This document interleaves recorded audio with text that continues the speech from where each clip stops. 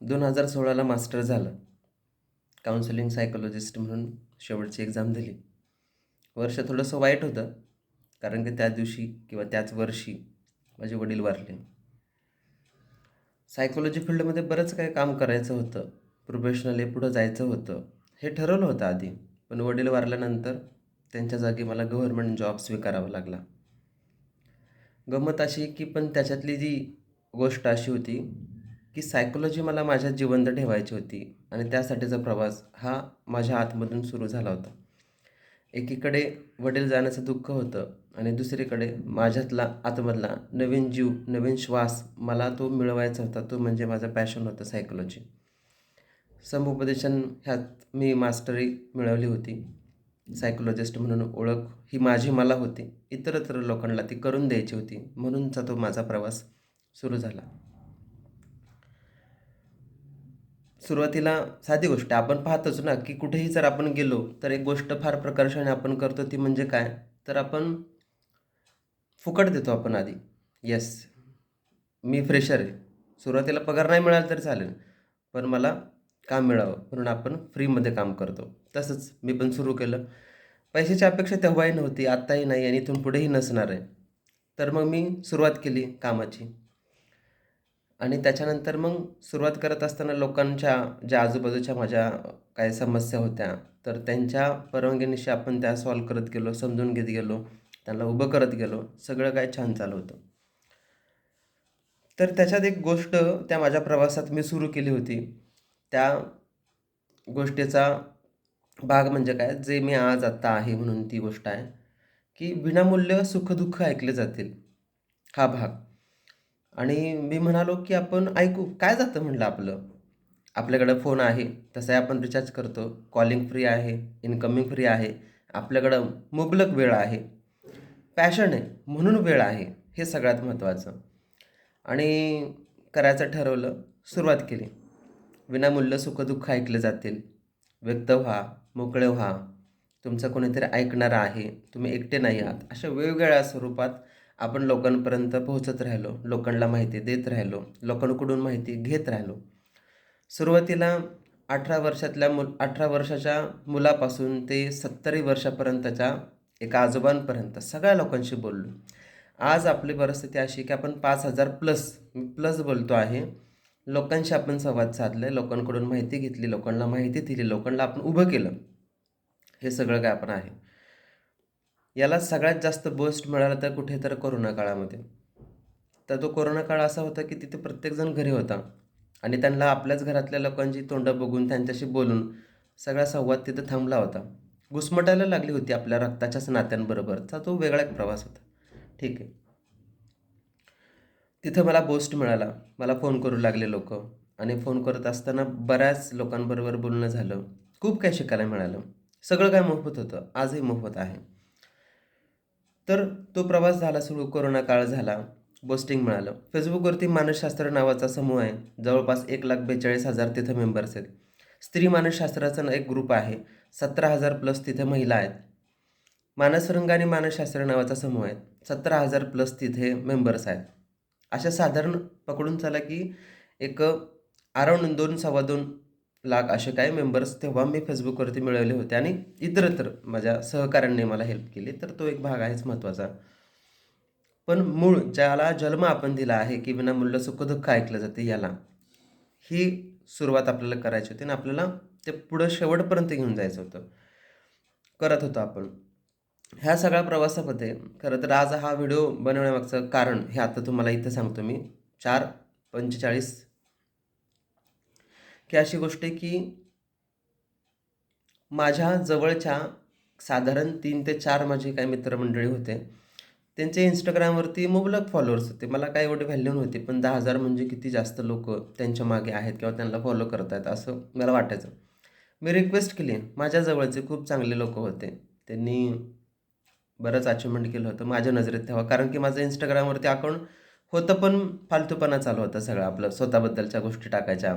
आज इथे गेलो तर तो नॉर्मल फोटो. सगळं काय ते चालू होतं. मी त्यांना म्हणालो माझं काम साधारण 6-7 वर्ष झालं मी करतोय. तेव्हा मी त्यांना म्हणालो होतो, 6-7 वर्ष झालं मी करतोय तर हे काम मी इकडं ऑलरेडी लोकांपर्यंत पोहोचलोयच, पण तुमच्याही माध्यमातून म्हटलं नाही का आपण पोहोचूयात म्हटलं नाही का, तर त्यासाठी मला काय हेल्प कराल का असं मी त्यांना म्हणालो. असं मी त्यांना म्हणाल्यानंतर मला ते म्हणाले की एकतर त्यांनी सुरुवातीला काही रिस्पॉन्स एवढा खास दिला नाही. देन त्याच्यानंतर मला म्हणाले की ठीक आहे म्हणले आपण करूयात. त्यांनी होकार दिला. पण त्याच्यानंतर पुढे काहीच काही कशा पद्धतीचं पाऊल उचललं गेलं नाही. एंटरटेन नव्हतं करायचं त्यांना, हे त्यांच्या वागणुकीतून आणि त्यांनी केलेलं इग्नोरमधून मला कळालं होतं. जेव्हा माझ्याकडे Instagramवरती मीच फॉलो केले ते लोकांना जवळपास 2000 प्लस. मला ते सगळं बंद करावं लागलं. मी ते आधी व्हॅनिश केलं आणि मग नंतर म्हटलं की ही मंडळी आपल्याला अशा पद्धतीने इथून इग्नोर करतायत, तर आपल्याला पण काहीतरी करायला पाहिजे. मी म्हणालो ठीक आहे. प्रवास सुरू झाला. 2025चा समथिंग एक काही काळ असा नाही का, म्हणजे 2025चे साधारण ते लास्ट 3 मंथ म्हणूयात आपण, तर त्या काळातला तो माझा सगळा प्रवास होता.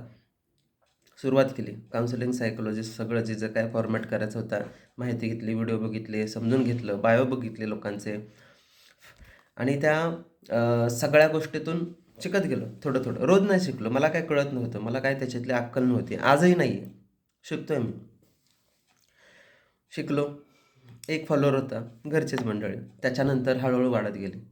आज अशी परिस्थिती आहे की आज माझे 40,000 फॉलोअर्स आहे.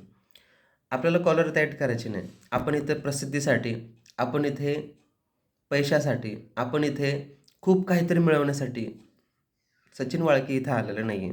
तुम्हाला खरं सांगतो मी. आपण इथं आलोयच का? तर ह्या प्लॅटफॉर्मवरच्या सुद्धा लोकांना गरज आहे ऐकून घेण्याची. ह्या प्लॅटफॉर्मवरच्या लोकांना जिथं तरुणाई जास्त आहे, गरज आहे समजून घेण्याची. तो माझा प्रयत्न आहे. म्हणून आज मी इथं आहे. मला बाकी काही गोष्टी नको आहेत. मी स्वतः गव्हर्नमेंट सर्वंट आहे. त्याच्यामुळे मला पैसे आणि ह्या सगळ्या गोष्टींची कधी लालच नव्हती ना आहे. आपल्याला समाजसेवा करायची, लोकांपर्यंत पोहोचायचे, लोकांच्या मध्ये जाऊन लोकांचे प्रॉब्लेम सॉल्व्ह करायच्यात. म्हणूनचा हा प्रवास. म्हणून मला Instagramवरती यावं लागलं आणि आज 3 तारखेला, ॲक्च्युली आज 5 तारीख आहे. 3 तारखेला 40,000 माझे फॉलोअर्स कंप्लीट झाले. मला धन्यवाद करायचे त्या लोकांचं, ज्यांनी मला नाकारलं त्यांच्याबरोबर कोलॅबोरेशन करण्यासाठी. मला धन्यवाद करायचं त्या लोकांचं, त्यांनी मला उभं केलं नाही आहे ह्या माझ्या समाजसेवेमध्ये हात देण्यासाठी. मला धन्यवाद करायचा आहे ह्या लोकांना, ज्यांनी माझ्या कार्याला व्हावा म्हणून बोललं आहे, पण त्यांनी माझ्यासमोर उभं राहिलेलं नाही आहे त्या लोकांसाठी. आज ह्या लोकांचा जो तर ही जी काही लोकं आहेत, ही लोकं जर नसती, तर आज मी ह्या 40,000 फॉलोअर्सपर्यंत मी पोहोचू शकलो नसतो. तर आज मी हा एवढा Instagramवरती मेहनत घेऊन लोकांपर्यंत पोहोचू शकलो नसतो. अशा खूप छोट्या-छोट्या गोष्टी. तर हाही व्हिडिओ याच्यात बऱ्याच चुका झाल्यात. मला चांगलं माहीत आहे. मी त्या एडिट वगैरे करत बसणार नाही. जे आहे ते माझं आहे. मी मान्य करतो. मी चुकलो, माझी चूक आहे. मी सुधारतोय, तो मीच आहे. जो मी चांगला म्हणणार आहे, तो सुद्धा मीच आहे. आणि जे आहे ते सरळ मांडायला मला आवडतं आणि मी ते लोकांपर्यंत पोहोचवतोय. हा माझा आतापर्यंतचा प्रयत्न आहे. खरेपणा लोकांना आवडतो. एडिटिंगचा जमाना आहे, फोटोचा जमाना आहे. पाहिजे ती गोष्ट करून लोकं कशा पद्धतीने ते चिटकवणार आहेत. विषय तो नाही आहे. म्हणून तर मी म्हणालो ना, आपल्याला स्पर्धा कोणाशी करायचीच नाही आहे.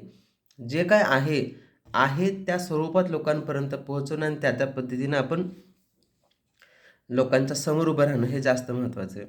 हे जर आपल्याला खरंच खऱ्या अर्थाने करायला जमलं, तर आपण बरंच काय करू शकतो, या गोष्टीवरती माझा विश्वास आहे.